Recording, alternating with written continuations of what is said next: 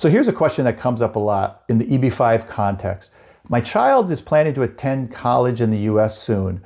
When should I start the process for the EB-5? One of the biggest risks in participating in the EB-5 program is timing issues related to children who are close to turning 21 or are close to making a transition maybe to the US, such as for college.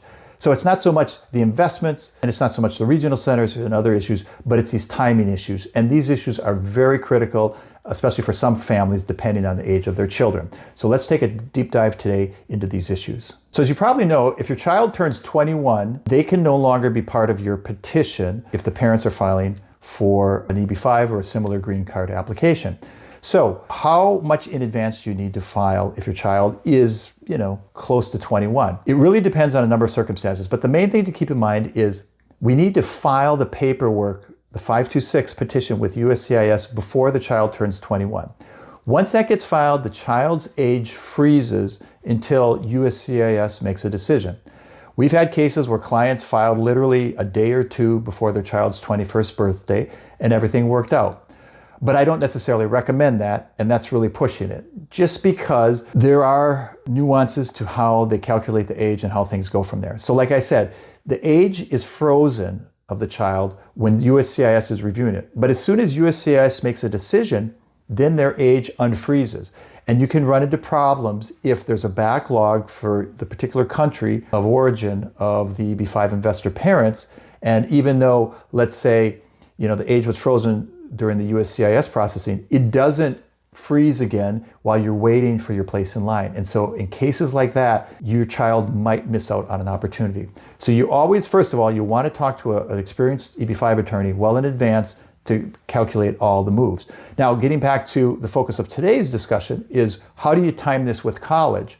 So a lot, of course, depends on the personal plans of yourself and your family, your children, etc. But if you would like to approach it, because once you have a green card, you're a resident of the US. If your child is going to go to a state school, then they could qualify for in-state tuition in the state you're planning to reside. And given the quality of state schools, for example, in California, Texas, your University of Florida is an excellent top 20 state school, University of Michigan. If you can acquire residency and pay the lower fees, you're going to be saving a lot of money.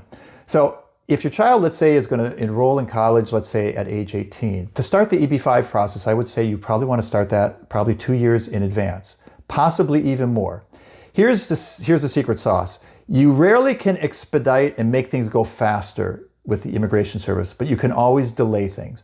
So if you could start the process 3 years before your child turning 18, that's probably even better because you're giving yourself some extra room in the event of any delays. 2 years probably would be fine as well. If you're looking at filing less than 2 years before your child starts college, you're pushing it. It could still work. I would say if you're filing less than 2 years before your child is planning to go to college, you almost certainly would have in a rural project because rural projects are taking about a year to get approved. And then after that, it takes maybe a year to go through all the embassy processing. Now, if you're open to adjustment of status, you could come to the US while you're waiting for the EB-5 approval or come after you got the approval and instead, avoid all the things at the embassy and just adjust your status here in the US. That would be an option. So if you're doing adjustment of status, that window compresses a little bit. You don't have to start 3 years before and not even 2 years before. You can maybe start as little as maybe a year and a half prior to their planned enrollment. Now you also have to keep in mind, the residency requirements for purposes of getting in-state tuition. So I think most states require you to be a resident of that state at least a year before enrollment. So even if we're planning that your child to start at age 18, you need to start residency at least probably about a year before that as well. Or maybe the first year they would study as an out-of-state student, and then after that, they would be treated as an in-state one. Alternatively, if the timing just isn't working out because there's not much time before your child is looking to come here, you can always go the conventional route with an F1 visa, a student visa. Now, the critical thing here, though, is probably to get the F1 visa before you file for the EB-5. Now, in some cases, that's not so critical, depending on what country of origin you're coming from. But if you're coming from a more developing country, where there's maybe more problems of people overstaying in the US, if you file for the F1 after the EB-5, your child might have some problems getting the F1 because they're going to say, hey, we see your parents filed the EB-5. We think you're planning to immigrate. We don't want to give you the student visa. So to avoid any problems and issues, we generally strongly encourage clients to get the F1 first then file for the EB-5, and that ensures that your child should not have any problems. So for families with children looking to go to college here and with every intent of studying here and possibly working, it's not so much a question of whether to file the EB-5, it's more a matter of when. Feel free to reach out to us directly to develop a personalized strategy for you and your family to help take the next steps on your journey.